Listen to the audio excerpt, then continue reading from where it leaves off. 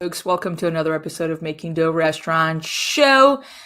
On this show, we talk about restaurant marketing, restaurant management. We answer your questions and much more. So if this is your first time, consider subscribing so we can stay in touch and grow your restaurant sales. If you're wondering who I am and what is this whole thing is about, be sure to read the description down below. I'm a restaurant owner just like you, obsessed with growing our sales. And I tell you this, as I'm recording this, it is Monday.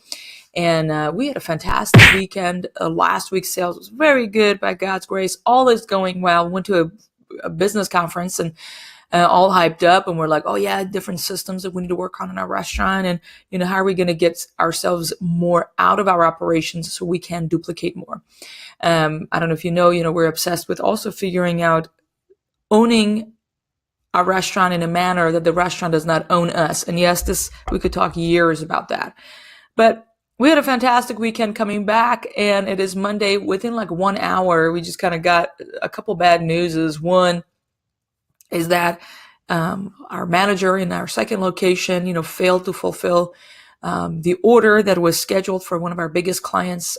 And our biggest client, one of them is Circle K. Circle K is the corner store, whatever the store is, on all of the Valero gas stations. The headquarters is here in San Antonio, and they're one of our top clients. And our manager sent the food out an hour late on that one.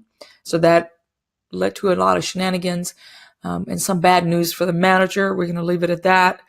And then our walk-in temperature is not up to temperature. We called a technician to come out and check it out, and fair enough, it seems something with the coil and the liquid, this and that, and it could cost us somewhere about $8,000 because that walk-in apparently is really old.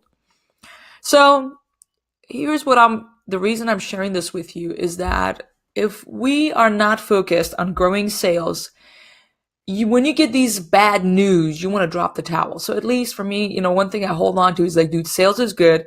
Customers are happy. Let's keep going because, that's the premise of this show, growing sales, because that matters. If you are continuing to grow sales, it's more likely for you to handle all the challenges in the restaurant. And I'm going to tell you, we can write a book about that. That this is not new. So why am I getting together with you today? We're chatting about Valentine's Day. Love is in the air. You know what I'm saying? So we have, in the last few years, one of the things that my focus has been is to figure out where is our zone of genius. We cannot do everything. And let's focus on two select days of the month that we blow and we just fully campaign for, instead of trying to have multiple promotions simultaneously and confuse customers or the staff and all of that. So that has been my strategy with our restaurant when it comes to promotions and stuff. So Valentine has been a day that we notice that our customers are, really liking pizza. And I don't know if you know, we own pizzerias. And why that matters is that it's important for you to know your zone of genius. It doesn't matter if you own a Mexican restaurant, if you have a burger joint or a pizzeria. It is important for you to know what it is that your customers want from you, because that's all that matters. I don't know what your customers want from you, right? And what happens is we used to have in the past, in Valentine's, our sales rep for our food distributor would come in, hey, why don't y'all offer this new dessert, for Valentine's Day or whatever. I personally am hesitant of adding new products for a promotion. We could talk for a long time, and I would love to hear your thoughts about it. If you want to, if you're listening to the podcast, you can come to the YouTube for this episode, and I'll have the link down below so you can share your thoughts and your wisdom to the convo. But I have found that every time that we add a new product, for instance, a new dessert, then I need to train all of our team how to sell it. We need to add the POS button, make sure the online ordering works. We need to educate the customer on this new. There's an enormous amount of effort that needs to go in. And if you add the hours that it takes to get this one item that we're going to be selling for Valentine, it is not worth my time to do. So one of the things we do is we try to do the same thing slightly different. And a great example for it is on Valentine's. So I've noticed that people like heart-shaped pizza. What am I going to do? That's what people like, heart-shaped pizza. So we do that for Valentine's, and it is mad busy. We tend to be very busy for Valentine's, like one of our, it's like Super Bowl busy, and we're very busy for Super Bowl. for which I praise God. Life is good. So the reason I'm telling you that is because it is important for you to know your zone of genius and what is it that the customers want from you. Another thing is that do people want dine in? Do they want to do pickup? Do they want delivery? Not everybody is going to go out for Valentine's. You need to know your ideal customer. Are they young people, young couples? Are they people with young kids? Are they people that are, their kids have grown and gone, right? That's another category of people that you may be marketing for Valentine's. And the reason that matters is because those folks may be dining out versus a lot of families who we serve, they have young kids, they want to take food to their house. And mom doesn't want to cook, dad doesn't want to do dishes, and that's how they do it. And Valentine's tends to be a very busy day for restaurants, so a lot of folks don't want to necessarily go out and wait, and all of that goes with going to a restaurant. So that has been our zone of genius, and that is what we focus on. And today I want to talk to you about that. So think about it. Do you want to add a new product? Is it worth for you? Have you done that before? If it's working for you, fantastic. Keep doing what's working and try to just do better. If not, consider what can you do with what you got. Can you serve something heart-shaped? I do know that Chick-fil-A even serves heart-shaped biscuits. Okay, and people buy it. Or they actually, because we have a Chick-fil-A in our strip mall, they have containers where they serve their like catering trays and stuff. It's a heart shape. So the food is the same. They serve it in boxes that are heart shape. You know, think about it. Think about what you can do with what you got. So I wanted to share that with you. One of the things that before I dive in, I wanted to also talk about is it is important to look at different promotions such as Valentine, not as a day, but as a campaign. How are you going to use the one promotion as a way of bringing people together, increase the brand engagement, that you get people engaging with your brand? You want to increase that know, like, and trust factor. You want to view it as a campaign, not just sales. And that is very important for you to look at. And that has been one of our success. That's why that day of sales like Valentine's tend to be very successful, because we've been campaigning for it. Do you know what I'm saying? So I'm going to tell you in practical terms what I am talking about. So for instance, one of the things that we're doing right now is, for instance, I wanted to give you some ideas here that you can do for your Valentine's. Look at my note that I wrote down the other day for you. And that is loving on your community with a giveaway. I mean, that is just the easiest way to do this. Last time I checked, within 2 hours of posting a giveaway, and the giveaway was, we're going to give away 5 heart-shaped pizzas on social media, 5 actually on our Facebook page, 5 on our Instagram. All I ask people to do is tag the pepperoni to your mozzarella or to your pizza, and people would tag their loved one. And not only that, they share hey, you've about some cheesy stuff and loving things toward their loved ones about what it is that their loved one means to them on our Facebook page or on an Instagram page in the comments. And that is simply people feeling that brand connection like a friend. And I tend to respond to those also, just getting on the conversation and all that. That's what you want. You want to increase brand engagement. Also, hundreds of people are knowing that we are going to be serving heart-shaped pizza. So they are participating in the giveaway, and I'm also bringing awareness for that fact that we're selling heart-shaped pizza without, being too direct. Obviously, in the bottom of it, I said, hey, it's up. We are selling heart-shaped pizza, so they're aware of that. But know that you can sell sometimes without selling and build your brand and goodwill, and that is very, very important. So that has been super, super successful for us. I've had hundreds, and I'm not even boosted that post I've not spent any money on it. So just so you know, sometimes if you are giving people the reason to engage with your brand, they will do that. And all those hundreds of people who engage with our brand on social media, they will see more of our Facebook or Instagram posts in the next few days or week because they engage with our brand. So think about that as well. Another thing I do is I want to always move people around. You always want to take people from social media to add to your list or your database. I hope you're doing that. You need to grow your list through your social media. whether it's your email list, your text database, or your messenger stuff. Another thing you want to do always is bring people from your email or all these to your social media to engage with your brand. That, I mean, again, we could talk for a long time about that, but that means that, if you have a funny piece of content or educational or something that you're creating in your social media, you always want to bring people from your list to your social media and vice versa. So when I'm posting a giveaway on our Facebook page and our Instagram page, I want to make sure to bring people from our email. Hey guys, heads up, we're hosting a giveaway over here on Facebook. Come on out and hang over here, right?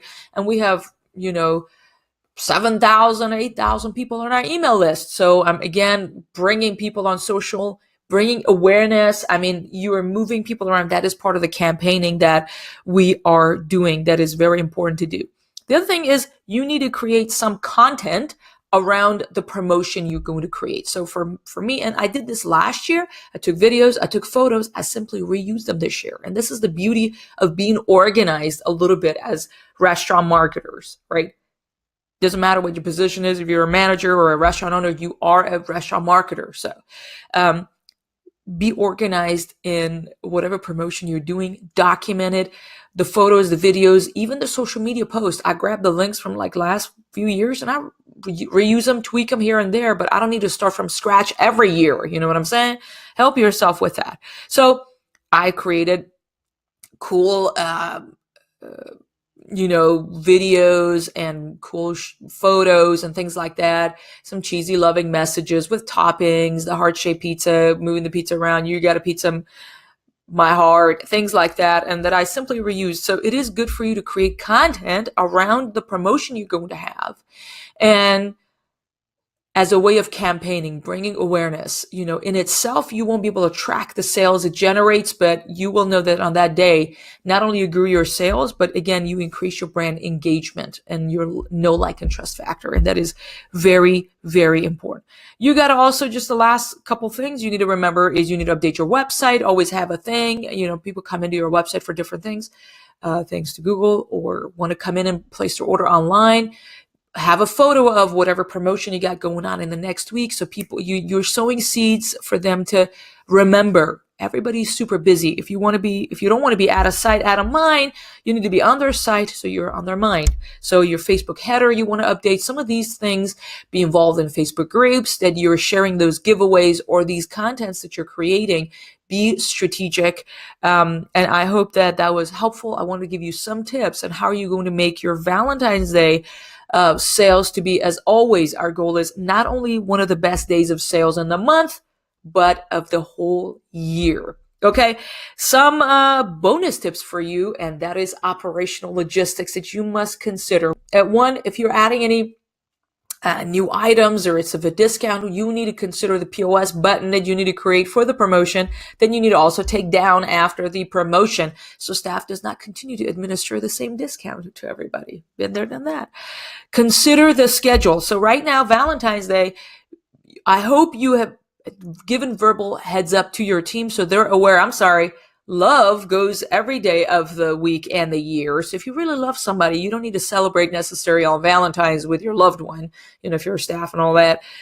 People, you can't, or you got to have like only a limited number of people who can be off. I don't know how you want to do this, but you can't have too many people off if you are working on having that day to be a busy day. So we have like 20 people on staff plus drivers and extra working that day. So I better make sure that it's a good day of sales, that many staff. So consider the schedule. That is important. One of the things is that you want to make sure I've mentioned this many times on the show, and that is anytime you had a promotion, you need to make sure everybody knows about it. And especially if you have a large team, this tends to be a challenge at times. And so what you got to do is, what you can do is grab a sheet. On top of the sheet, you want to type down what the story is. Hey, the purpose of this sign-up sheet is to let you know that we're doing this and this for Valentine's. It costs this much. The button and the POS is here, right? If this is for your FOH team.